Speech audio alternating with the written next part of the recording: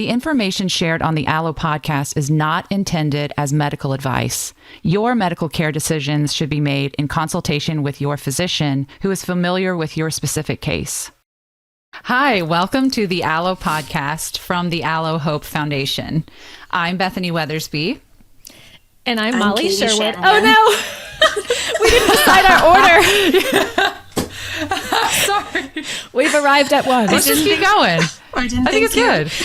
I didn't think you were going with your lag, so I just hopped right in. It's both of us. It's all three. We're all here at the same time. Same time. We're all here. We're here. It's all of us. And Molly's already crying. I am. So It's already started. I'm crying just reading the script. It's already started. Right. Yep. So that's how we're going to start because it's real. And It's real. we are actually, even though some of us are crying, we're actually very excited to be talking about parenting during and after an alloimmunized pregnancy. We have so much to discuss. But first, how is parenting going lately, guys? Like, how is it really going? And can we just start this whole discussion off with some real life parenting stories? Molly, do you want to tell us what's going on? Okay. I have a recent one, actually. So a couple days ago, I got an email from my son's teacher. And, I have 3 kids. And so I didn't know, it just came from the school. So I didn't know what teacher it was coming from. And the subject line was licking peeler.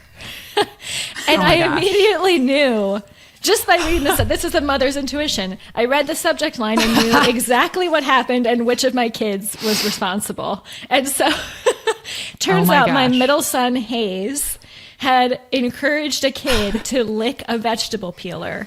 And then he had to escort the kid for medical treatment. It's not funny. It's not funny. But it's like, it's like this classic, just the classic conundrum of like, do I crack down or do I laugh or do I do both?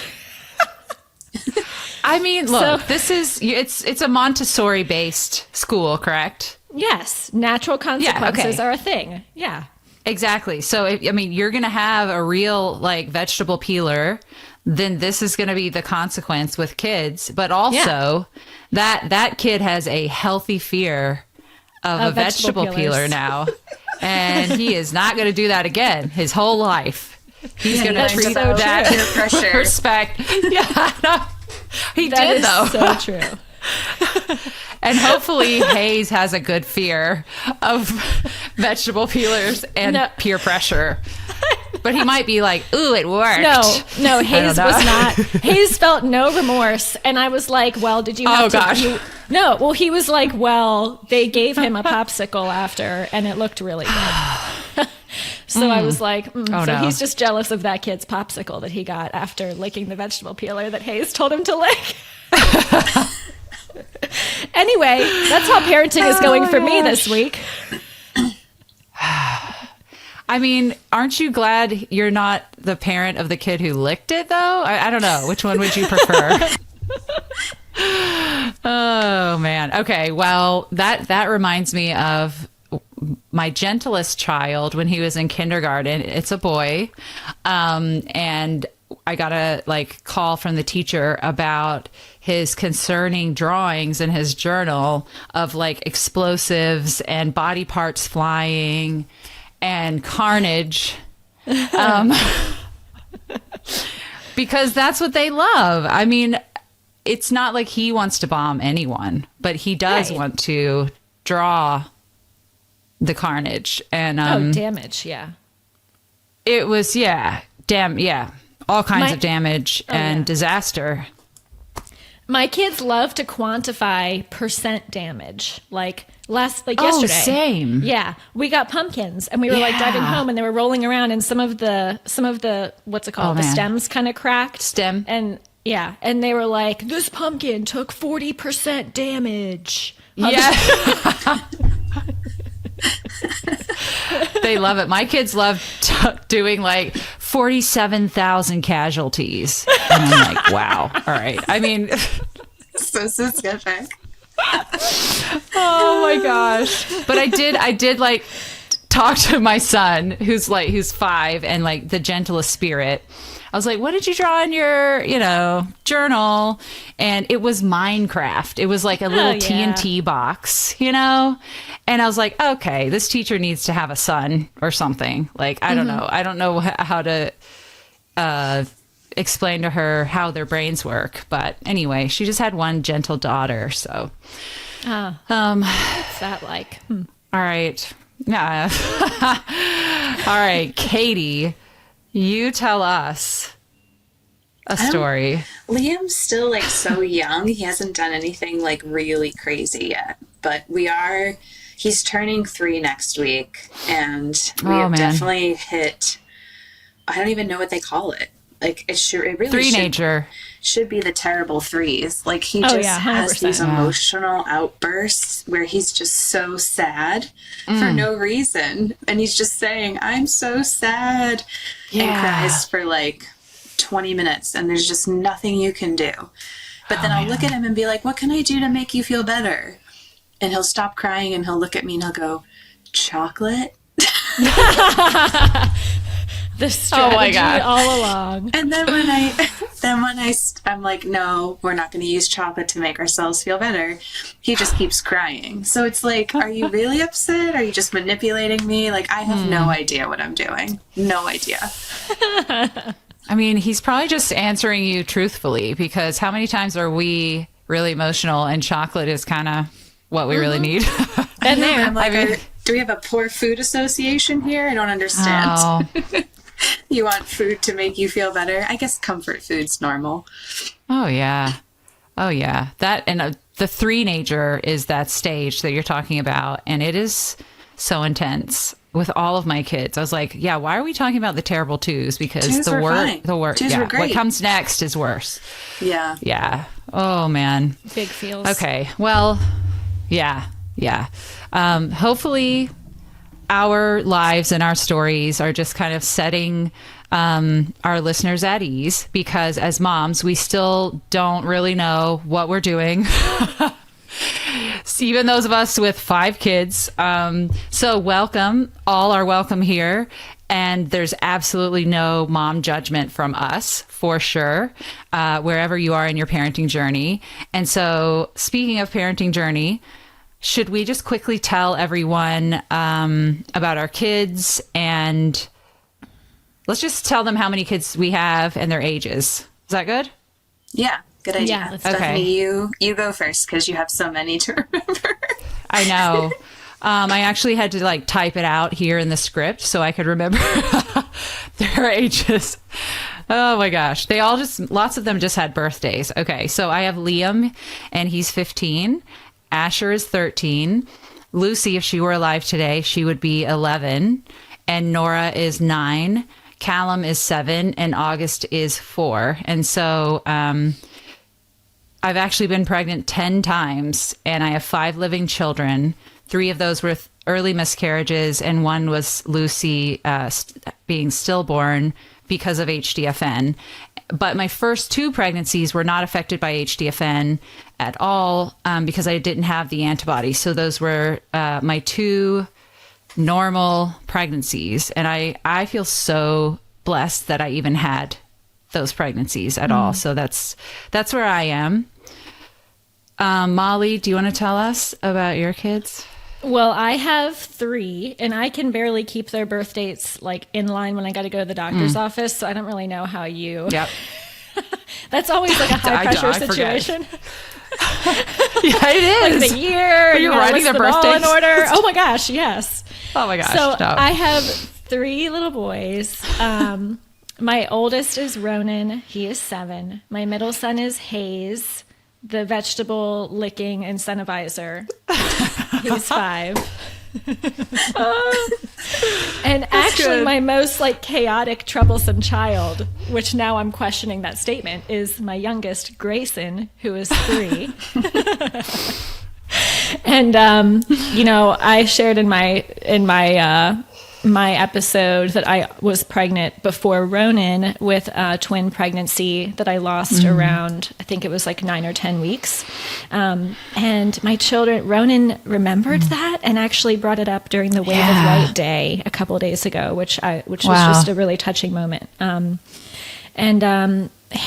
I found out that I was alloimmunized in my pregnancy with Hayes, and he turned out to be antigen negative.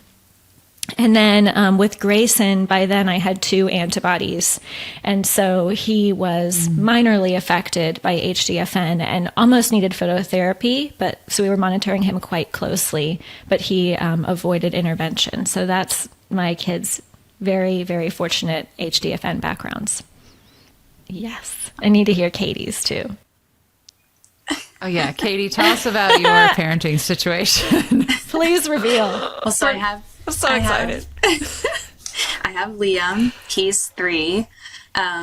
He was severely. You guys are killing me. Sorry, don't look at me. Don't look at us. He was severely affected by my anti-D antibodies. He is amazing, and I love him. And after I had him, found out that I also had developed Big C. And so really just didn't have it in me to have another sensitized pregnancy. So we actually ended up doing IVF, and I'm actually pregnant, 11 weeks pregnant with our next baby. Yeah. Yay! Hopefully so antigen negative, which we'll be confirming later today, which is great. Oh my goodness. So great. That's amazing. We found out the gender. We don't know that, though. We do not know that. We literally saved this for live history making. So we're going to find out. And okay, so you're going to tell us right now, but before that, Molly, what's your final guess at gender? Final guesses. My final guess is a girl. Bethany, what's yours? My final guess, I thought it was a girl the whole time, but I'm always wrong. So I'm going to go with boy and try to outsmart the system and be right for once, which means it's, I don't know. I'm overthinking, but boy is my final answer. Okay. What? All right. What are you being crazy about, Molly? Yeah, Molly, what's going on over there? I'm just excited. Do I look crazy? You just said, I know. You just said, oh, I know. And then I was like, what do you know? Sorry, I don't know what. Are you guys ready? Are you ready? Okay, we're ready. Okay. I'm going to show you a picture and I'll say it too. So it's on. Oh my gosh. All right? Ready? Okay. All right. We are having a boy. Yes! Oh my gosh! Oh my gosh! I'm so excited! Yay! I'm so excited. Oh, I'm so excited! The boy club. Oh my god. I know. This is so exciting. So happy. Katie. I'm so I would have been excited. happy. I would have been happy with either, like totally happy with either. But I have always really seen myself as a boy mom, and I'm just like so thrilled. I'm so thrilled. Yeah. So happy. I'm so happy. I'm trying not to delve into the tears. I don't. Also, girls totally freak me out. So. Oh my gosh. Same. Same. Yay! And I feel like we all already have so many boys. I just had to be like my besties. So Yeah. Oh my gosh. I'm so excited. Yeah. Oh my gosh. I got to absorb this. I'm sorry. We didn't prepare for what the time we would need to process this. I'm information. sorry. It's Well, just and now I was thinking, like, how wonderful is it? It's going to be an Rh negative boy. Like, that's so awesome. Wow. Yes. Wow. We need Oh more my of those. gosh. Yes. Wow. Yeah. You can raise him to be a blood donor. Yes. Yeah. Ah, it's great. So how do you feel about it though? I mean, like, were you shocked, Katie, or? When I first got pregnant, I was like, I'm definitely having a girl. Totally having a girl, 100% on the girl, like, had a name picked out. And then a week or two ago, I started thinking, like, I don't know if it's a girl anymore. Like, I really just don't know.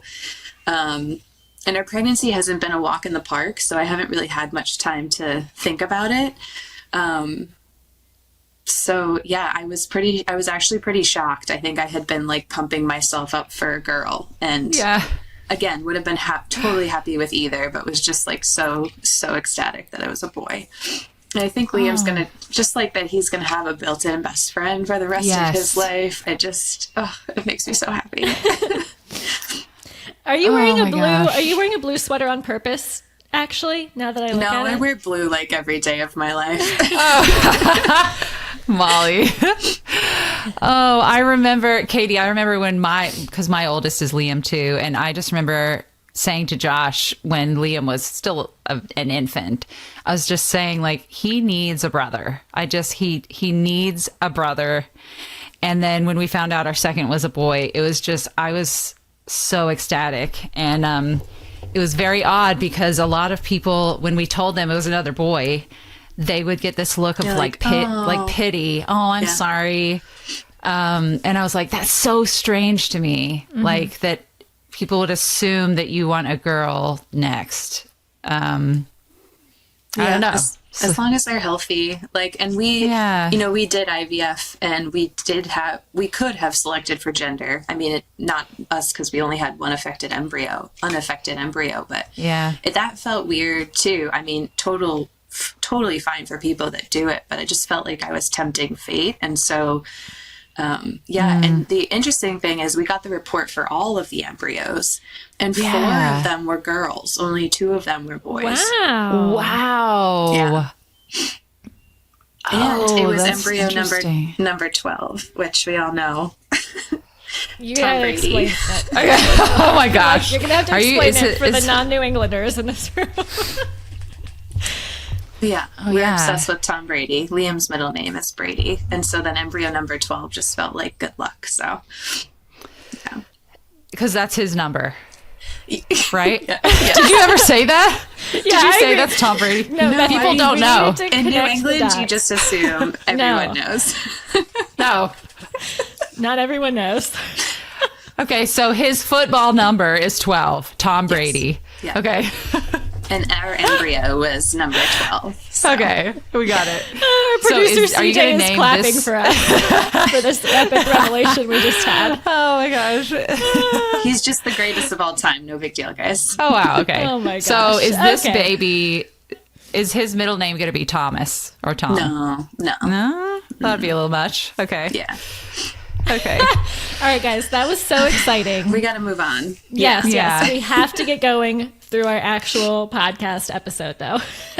And we decided to have a full episode on parenting because it's so intertwined with alloimmunization and HDFN, and people rarely discuss how the condition affects parenting, even though most women who are experiencing an alloimmunized pregnancy usually already have children at home because they're often sensitized from a previous pregnancy. And so they're also already parents and trying to parent through their pregnancy. And then there's parenting after an allo pregnancy, which is just wild and so challenging. You're trying to process everything that just happened. And so we really felt like this would be a great discussion for the podcast. And hopefully other parents navigating alloimmunization and HDFN will feel more seen and supported after hearing this episode. Like, we're all in this together. There's no judgment. We should point out that everyone has their own unique parenting style, and everyone has different pregnancy experiences. So keep that in mind, that what works for one of us might not work for your specific situation. And as Bethany said earlier, all are welcome here. It is a very sensitive topic. It can be hard to talk about. And my mom had always said, if somebody says I'm a bad cook, or like I'm not great at my job, or whatever, I'm not super fit, or I'm not a healthy eater, whatever, she'd be like, oh, that's a downer. But if someone said you're not a good parent, she said it would like end her world. That's how it feels. And so I think we're just, we want to be good moms so desperately. And I think that we have really unattainable expectations for ourselves when it comes to motherhood. And so just keeping that in mind as we talk through all of this, is that we are enough. We're doing a good job, and our kids love us regardless. We are exactly who they want as their mom. So just want to start off with that thought. I'm sorry, Molly. Bethany. Okay, what? Well, there's also a lot of like societal pressure to be a good mom, right? Oh, yeah. You know, to have the clean house and do all the things, and Yeah. it can just be so hard sometimes. So I'm so glad we're doing this episode. Yeah. Did you guys see that study that was like parents who rush their children are causing like damage or whatever? It was just like, don't rush your children. And then how, like, so there's How do no, you get to school? Like, what? Yeah. How do I? Yeah. that's just it. Part of parenting is they're not aware of time. Anyway, that's just one of example of like, there's so many things that are kind of put on us to do, and it's impossible to do all of them. So yeah, when we were kind of preparing for this, actually, I was surprised to see in the research that they were talking about how parenting actually does start before birth. And that was strangely validating for me, just to kind of see, because I think that alloimmunized mothers experience that reality in a much more obvious and exaggerated way than some women, because once we know we have these antibodies and then we find out we're pregnant, it feels like, okay, right then we have to start making these crucial, potentially life-altering parenting choices for this new baby. We're thinking about what care is best. Do I travel to a different MFM? When do I need to have the first ultrasound? Like, what do I need to push for? There's so many questions, and everyone, you want to make the right choice.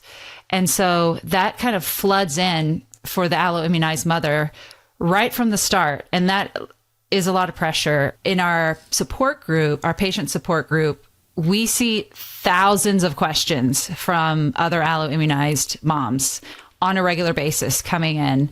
And all of those questions are basically these mothers doing their best to parent their unborn babies to the best of their ability, trying to make those right choices, and just living out that deep love that they have for their babies and meeting their baby's needs months before birth, and which is beautiful, by the way. It's so incredible to see the strength of these women and their love for their children.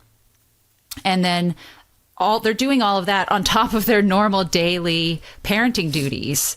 Like you said, most of them have other children, and that is so much. That's so much. And it continues through the whole alloimmunized pregnancy.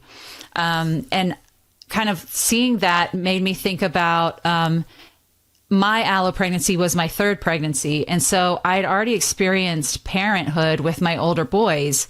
And so I feel like it would be extra difficult to experience this with your first baby, when you haven't had that parenting experience yet. And so, Katie, I was just curious to hear your thoughts on all of this, because you have that unique situation where your first child is also your first alloimmunized pregnancy. Your first parenting experience was Liam. And so, and also you had to do so much advocating and research during your pregnancy to ensure that you and Liam got the right care. And so did you feel that sense of parenting before Liam was born? I did. I kind of did in a way. Like I immediately went into like fight or flight mode. And my like mama bear came out, and I did everything. I was like relentless. I did everything I could, as we all have in our pregnancies, to advocate for my baby. But at the same time, I also feel like I didn't have like that connection to my baby during the pregnancy, because I was just so scared I was going to lose him. Like I feel like it was this like protector part of me being like, don't hope for the best. Like, don't prepare that this is going to be a live baby. And since I didn't already have a living child, I didn't know what it could be. And I feel like that made it harder in a way for me to like really feel like this could be something that was successful and not just be constantly thinking the worst and like trying to protect myself. And so I grieve that normal pregnancy experience a lot. I still do. But I do feel like it's different this time around. Like it was hard the first full-term pregnancy for sure. Yeah. Do you feel yourself expecting this baby that you're pregnant with to be here with you in a few months? Like, are you able to envision that? That's a hard one. Sorry, I'm just throwing these deep questions right away, but no. I mean we've had a rocky start medically. Just like full disclaimer, I've had a bunch of hemorrhages, and so that's been really difficult, where I've just been expecting the worst, and thankfully the baby's done fine. But I also think it's like I can't imagine how big of a life change it's going to be to bring another child into the world, because all I know is Liam and how obsessed I am with Liam. And so it just doesn't even seem possible to have more love available for another child. So I can't even comprehend it. But I do, it feels more real this time. It definitely feels more real because I know what the end result can be. And just trying to like take it step by step, and just hopefully the rest of the pregnancy can be different, and that I can connect with the baby and not just be like on pins and needles the whole time. Yeah. Thanks for sharing. I've never had a non-sensitized or an antigen negative baby after being sensitized. So I have no idea what that would be like. But I imagine I wouldn't be able to just let go, and trust. That would be hard. Yeah. So, I mean, one of the most important things we do during months of pregnancy is try to establish an attachment between mom and baby, dad and baby. And like I said, that was really hard for me, but we did try. And those early attachments can help shape how the baby's brain develops. And the bond babies have with their parent establishes a foundation of security and safety, and can help them have healthy relationships as they grow. And this can feel a bit overwhelming to some of us, especially me, who didn't feel like I had that bonding. Same. Just another thing in utero to be concerned about during your high-risk pregnancy. No pressure. No pressure. Just make sure you don't mess your baby up for life. Just be attached. Be attached. But actually, I think a lot of the bonding's happening naturally. Like your baby hears your voice. We play a lot of music in my house, so Liam was exposed to tons of music. Babies can hear their mom's voice by 16 weeks, which is so amazing and crazy. And so, like, really just trying the simple things to bond. Like, we read a lot of books to our baby in utero. That was probably the one thing that we did. Wow. And now Liam, like, loves books. Yeah, like, I was just thinking with books. He's so smart. He's just so advanced. Oh my gosh. Yeah. So singing, trying to repeat some of the same songs, reading books, or just talking to them out loud when you're alone are all things that I feel like helped me and can help anyone that's navigating a high-risk pregnancy just feel closer to their baby when they're just so constantly in fear. Yeah. This is such a complex thing to discuss, I think, because right now I'm feeling so many emotions about this. But I was just thinking, like, I bet that's why the fetus can start hearing us by 16 weeks, is because it's naturally creating that bond for the baby to just hear us on a regular basis, as we go about our day talking.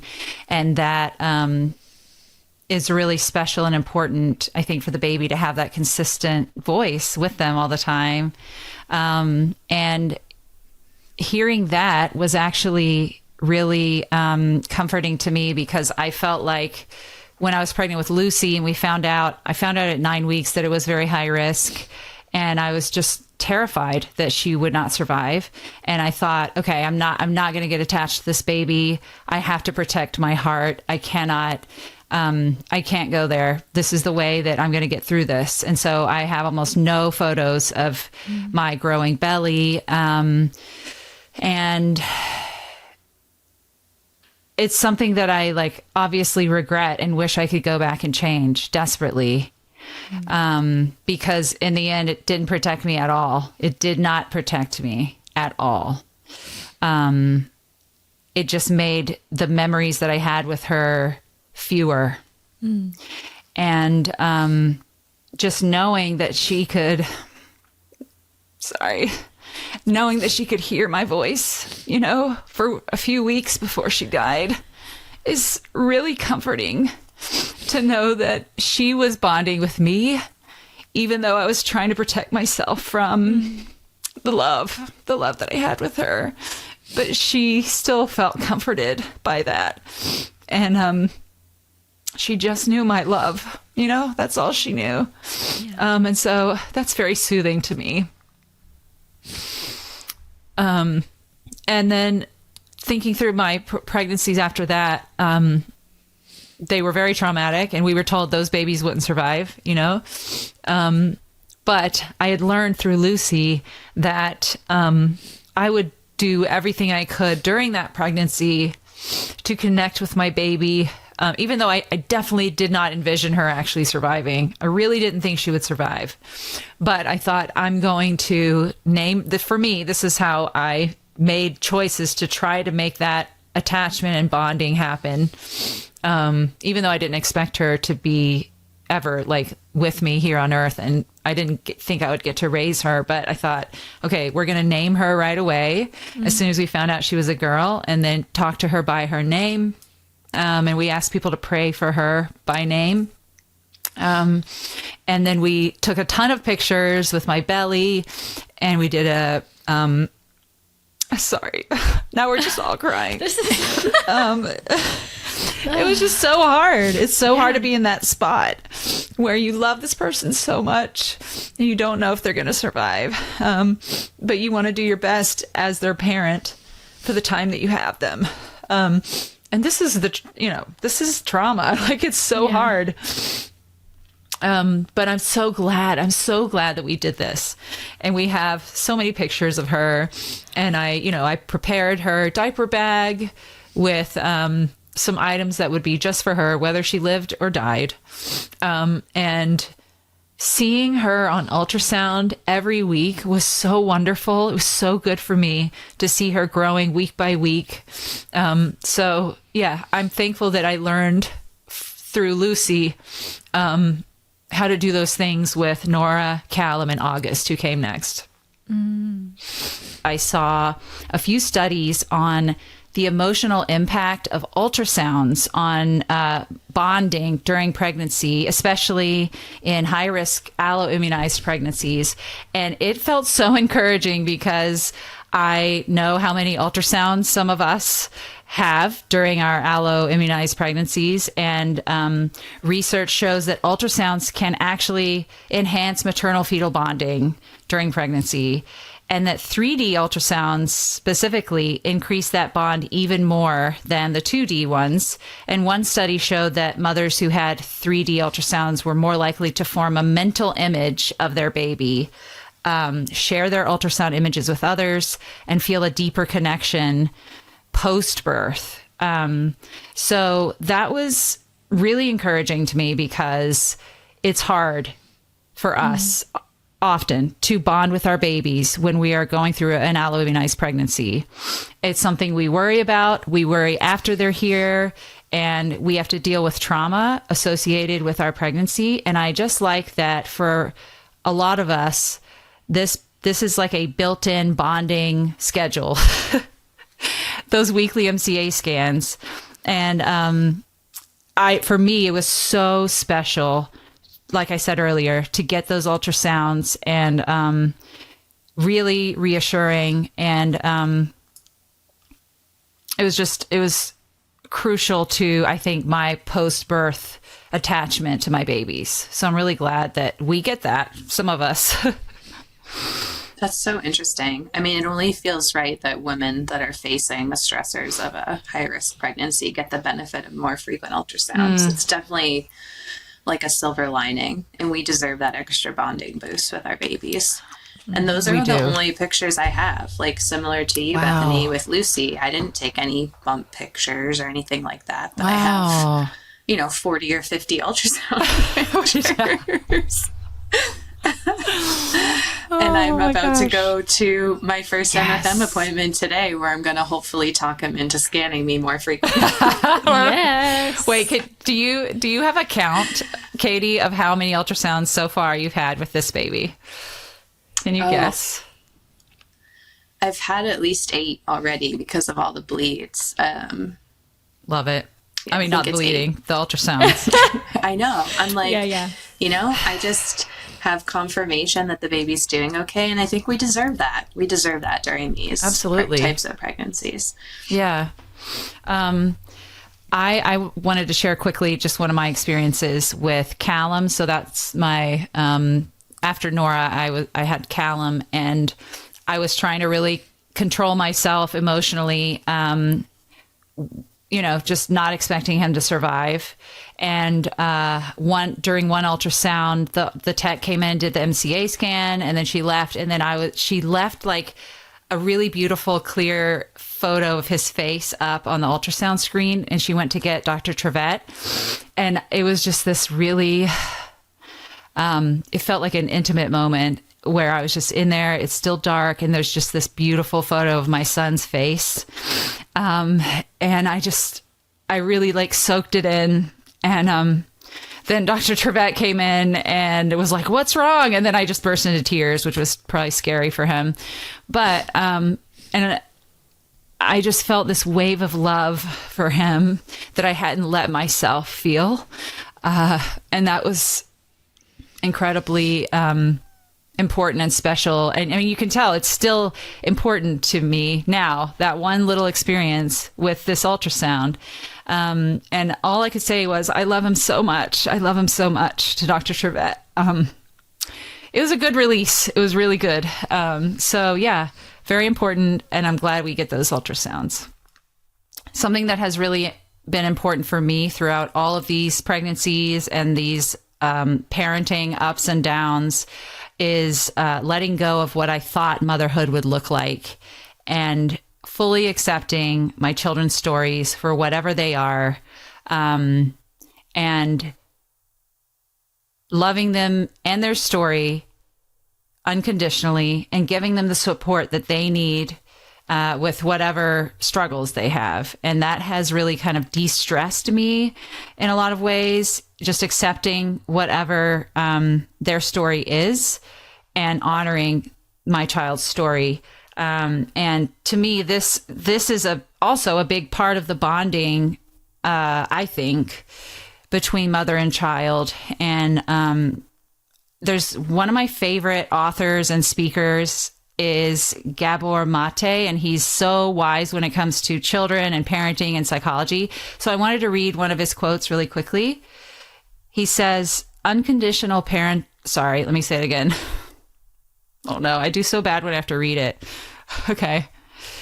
He says, unconditional parental love is the indispensable nutrient for the child's healthy emotional growth. The first task is to create space in the child's heart for the certainty that she is precisely the person the parents want and love. She does not have to do anything or be any different to earn that love. In fact, she cannot do anything, since that love cannot be won or lost. It's not conditional. It's just there.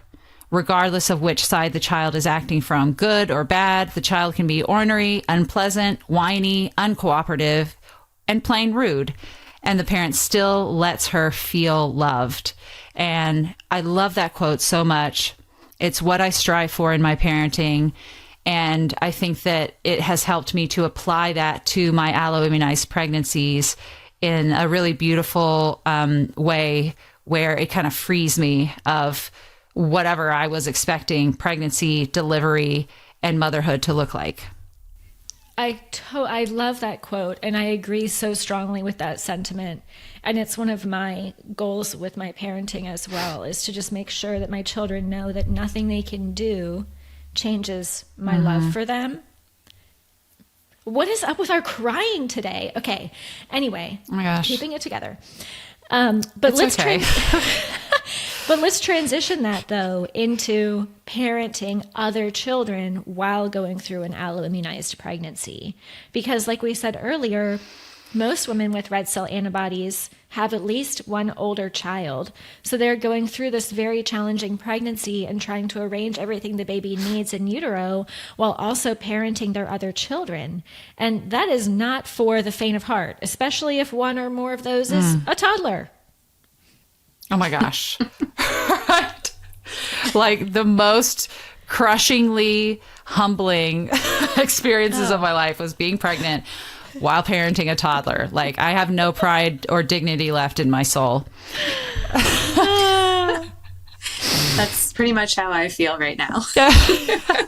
I mean, it's just like a whole nother ball game. I'm like, what did I even do in my last pregnancy before fan, right? Like, was I just like lay there? Like, what do you do? I wanted? Like, I can't. What is that life? Yeah. I know. I literally can't imagine. Like, also my kids, Bethany, did your kids start like trying to sympathy puke with you? Because mine did. They would be like, because I was puking all the time. Oh gosh. And, thankfully, they didn't do that, but they were just like, they would like role play, be like, I'm so sick, I can't stand up, you know, and they would just lay and I'd be like, thanks, God. But that's what I was to them. Just, yeah. So, but thankfully they didn't like reenact the puking. That would have sent me over the edge, Molly. Oh no. All right, Bethany, but you have the experience on the extreme end of alloimmunization severity, where not only were you emotionally consumed with the worry and knowledge that you don't have that certainty that you'll have a living child at the end of the day, but you also are spending so much time managing that pregnancy. So what was it like parenting your older children during those pregnancies?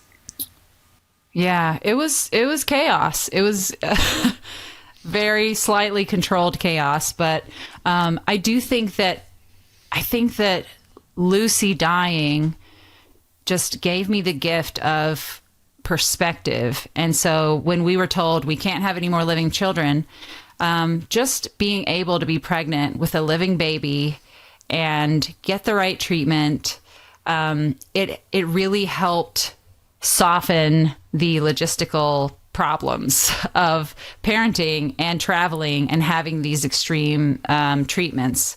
And so that just really helped me with all of that. I felt really, really grateful. I really did, because I never thought it would happen. And so it was that, and then a lot of help from others, a lot. And then just doing our best and knowing this is temporary, and we get to keep this baby. The hope is to have this baby forever. And it's, looking back, it was so worth it, even though it was really, really hard at the time. Mm-hmm. What about you, Molly? What was it like parenting your older boys? I think that something I struggled with throughout those pregnancies was just trying to be present for my children at home. Because even when I was physically with them, most of the time my head was elsewhere with my fears and worries about the pregnancy and how I was feeling and what is the impact. I mean, just the constant mental load really kind of kept me from feeling my most present with my kids, which is also one of my main goals, is that when I am with them, they feel certain that I am truly with them, like my presence is there and I'm focused on them. And so I think that was an area that was hardest for me, where even though I wanted to be conscious of that, I still didn't meet my own expectations with how much I wanted to be there for them, just my presence, even when in the same room with them. You know what I mean? And so I think that was definitely, I think a lot of moms struggle with that, but especially high-risk pregnancy moms, for sure. Mm-hmm. Well, so since you've both been through that, do you have any tips for our listeners on how to manage parenting older children while navigating an allo pregnancy? I can, on the extreme end, I can give some tips, some things that just helped us kind of manage that. Well, if you are having IVIG, I think it would be really beneficial to ask if you could have a home care nurse come and do your weekly infusions at home.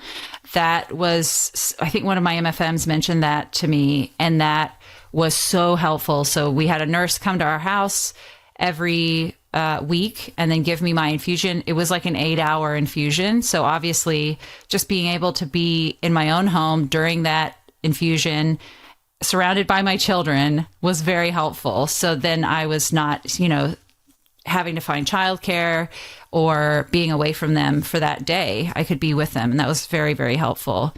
And then with our kids, we just chose to be very open about what was happening. And again, this is very much like your own parenting style and preference. So don't feel like you have to do this. But for us, that's what really worked.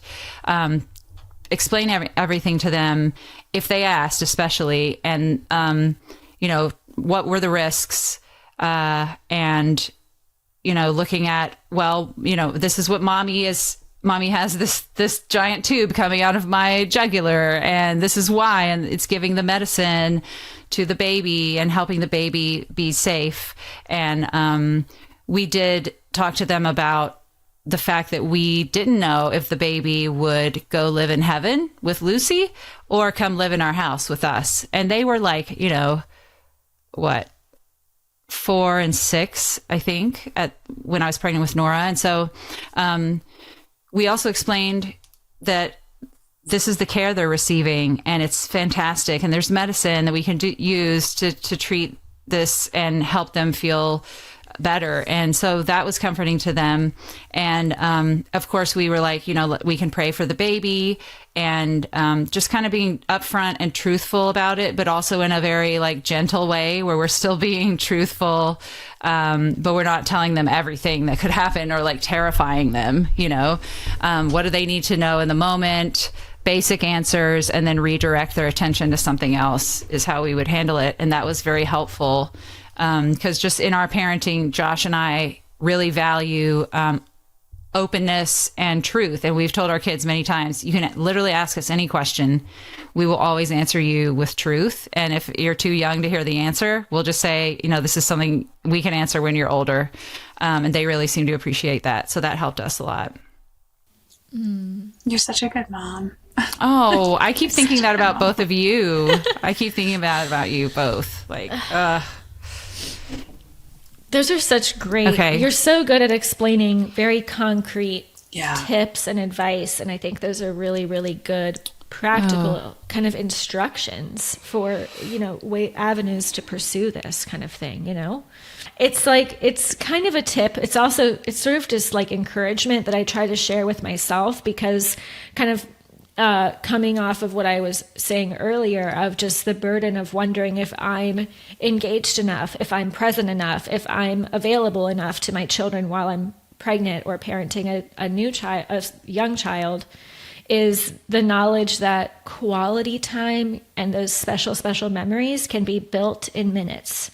And when I think about things that I remember from my childhood, it's not I remember my mom being right next to me and completely engaged all day long. It's that time when we talked about this, that time when we went here, that time when we built this thing. And that can be done in a matter of minutes. And so that is something that I think is usually attainable most days. And I think that's a goal that we can set during our pregnancies, even when so much else is going on, Such a good point. That's amazing. Just yesterday, I had back-to-back meetings. We had a board of directors meeting kind of late last night. I mean, late to my kids. I usually don't work at night. And so Callum, my first grader, was desperate for my attention, and I couldn't give it to him. I didn't have time. And so he was I could tell he really needed that. And so after we finished the meeting and I had put the youngest to bed, it was like 9:00 and it was like past Callum's bedtime, but I was thinking about how can I connect. And so I said, do you guys want to go on a late night neighborhood walk to look at Halloween decorations? And he literally teared up, you guys. Callum teared up. Wow. And he said, I'm just so happy to be with you. And he was so excited and that he was crying happy tears. He's my only kid that does that. Yeah. He's like really sensitive and in touch. I feel like Liam would do that. You're Liam, Katie. Oh, yeah. Yeah. I've noticed the same thing, Bethany. Like if I'm working, because I work fully from home and Liam is being needy or needs attention, if I just get down on the ground with him for 5 minutes and like satisfy that need, he's totally fine after that. Right. Yeah. Yeah. Just what you said, Molly. That's such a good tip and good insight. And it just makes me feel a lot better. I know. I have to tell myself that too. Like, gosh. give them those special moments. You don't have to be perfection and attention 100% of the time. I mean, it's not possible, you know? Yeah, for sure. Okay, really quick. One last thing that really helped us during our pregnancies was before we even got pregnant, there were just a few people that were vital to our childcare situation during my pregnancies. And we had to have these few people on board in order for it to work because it was so, just there were so many moving parts. And so we would actually go sit down and kind of talk with each of these people one-on-one and just say, hey, we're thinking about having another baby. And if we do, would you be on board with kind of being on our like support team, and would you be willing to help with childcare? And if you're not willing, that's totally fine. We just want to see how you're feeling about it before we kind of dive in. And they always said yes. They were always very excited for us. And I think they really appreciated us asking them, not asking them if they think we should have another baby, definitely not asking for permission or anything, but just getting their kind of buy-in on helping through the pregnancy. And that kind of showed that we were respecting their time and their energy, and they really appreciated that. So that helped with all of our pregnancies. And we also asked our older boys before getting pregnant how they felt about it and would they be on board? How did they feel? Would they be willing to spend time away from mommy, and mommy would be sick and she would be gone to appointments? And how did they feel about it? Because they are putting their kind of hearts on the line, especially after what they went through with Lucy. And so they really seem to appreciate that. And we're always so excited and on board. So that helped us. That's such great insight. I feel like it would be so helpful to other moms to hear. Yeah. Should we move on to after baby is born? Yes. Yeah, let's do it. So, I mean, after the baby arrives, it's like a whole new landscape, right? I mean, you guys have more experience with this than I do, but you have to learn how to navigate life in a completely different setting. And some babies need to spend time in the NICU. We've all spent time in the NICU. And then once you're home, your baby's getting weekly blood tests and follow-up care. And then your baby gets cleared from HDFN and you're left to process everything. And it's just like, what the heck just happened? I mean, it took me like a good 2 years to even begin being able to process everything that happened to us. Yeah. Yeah. I remember, I feel like you, Katie, you were so aware of it. I've always been very impressed by that. Like you are aware of what you're struggling with, what's going on. And then you are intentional about seeking help and like healing and working through the hard stuff.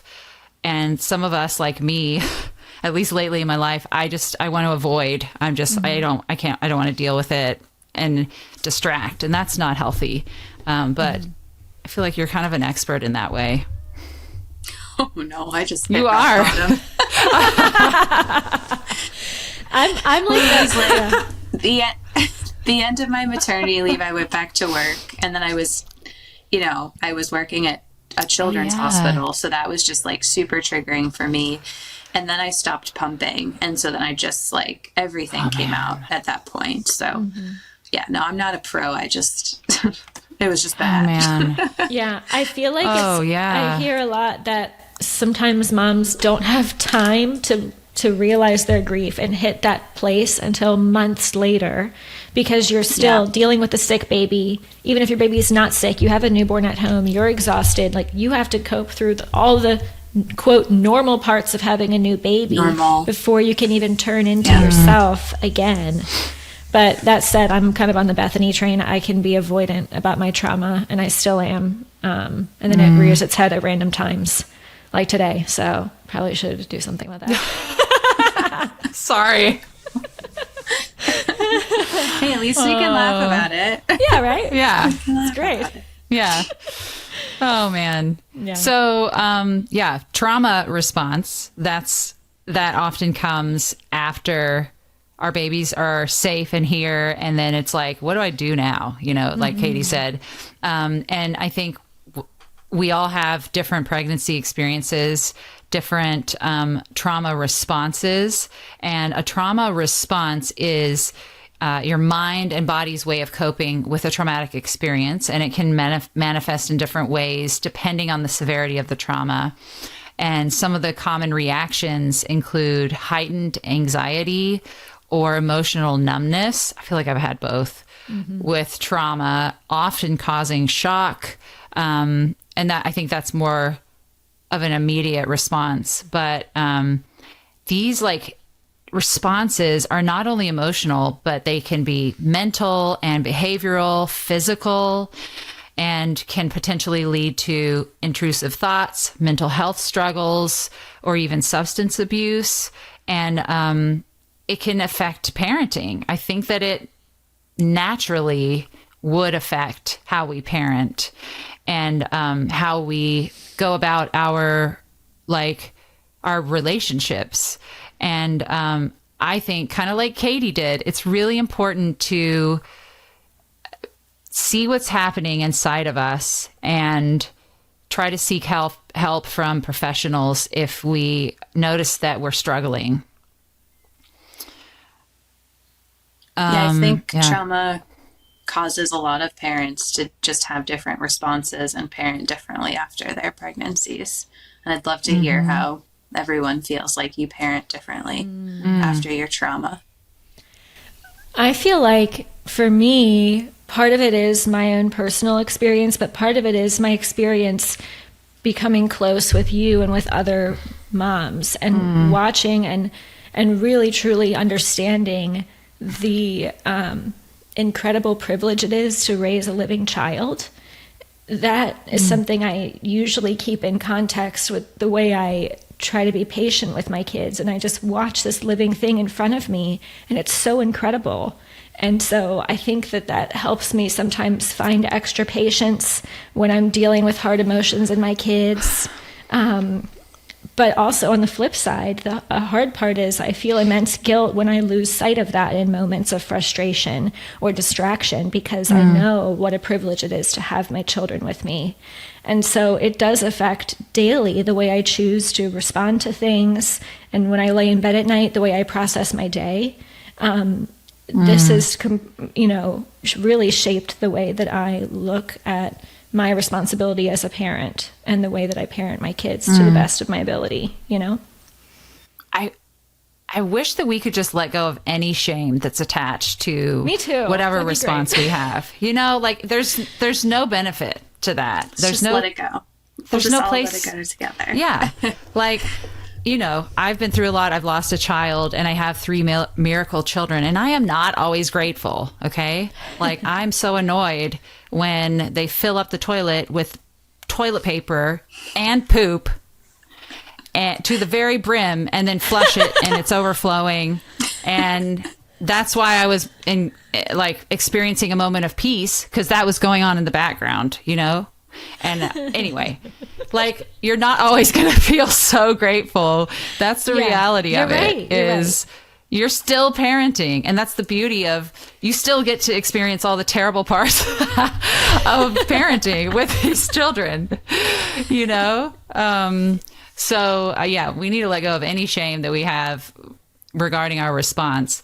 But I think after my allo pregnancies, I definitely experienced all of those trauma responses, especially after August, my last one, because I knew I was done and I wasn't going to be getting pregnant again. And they were here and we'd completed our family. And so I finally kind of let myself settle. And then I just really struggled with intrusive thoughts, anxiety, depression, and OCD, and had to get therapy for that. I did EMDR therapy, which is so helpful in processing trauma, and medication and exercise, and it's been really healing over the years. But that was just my response to what I had just been through. And I think there are benefits to the perspective that we have after what we've gone through, and it's incredibly helpful in those moments of trial when you're exhausted. And it's something that Josh, my husband, talks about a lot. He says after Lucy died, he's like, I just didn't care about anything. I knew that nothing was like substantial compared to that. And so he just was like, I'm letting everything go. And it's been a really great perspective for him. And so that's just one of the benefits for us.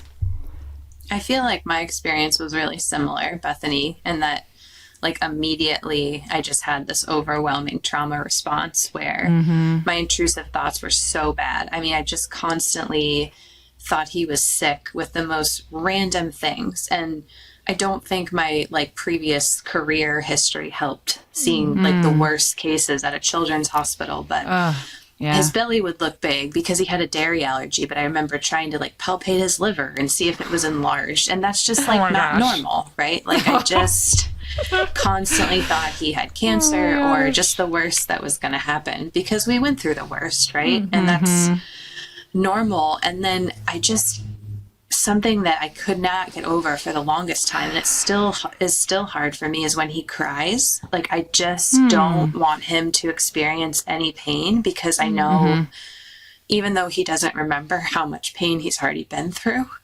And it's caused a lot of trouble between me and my husband because I automatically just try to jump in and make it stop as fast as I can. And that's been really hard. But then at the same time, you know, two things are true.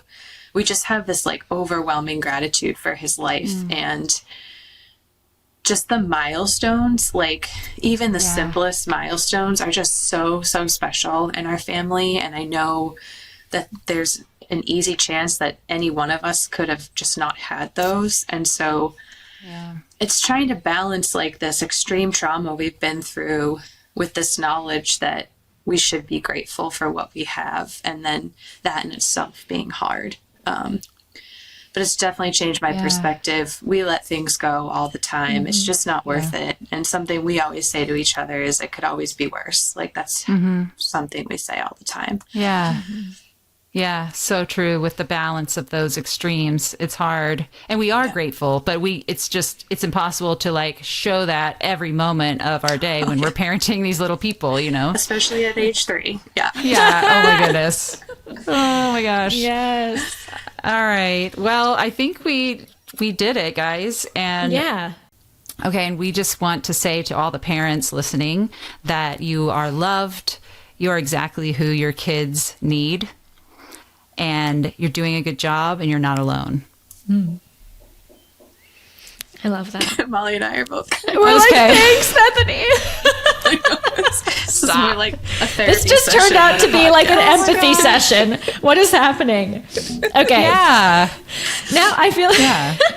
All right. We need to have. I think, Katie. I think you should do our wrap up today, since you are our newest mom of. Are you gonna be? Are you crying now? Who's crying the least right now? No, Can we do this? Okay. You can do it. Okay, wrap us up. Which one? Our new boy mom. You're a patient? Yes. Yeah. Yay. All right. Whether you're a patient, provider, or otherwise affected by antibodies in pregnancy, we are here for you. Oh, God. This is so bad, guys. All right. We great resources on our website at allohopefoundation.org. That's allo spelled ALLO hopefoundation.org. Thanks for listening. We're just disasters. Okay. What is wrong with us? Oh my God. Yeah, you have an excuse.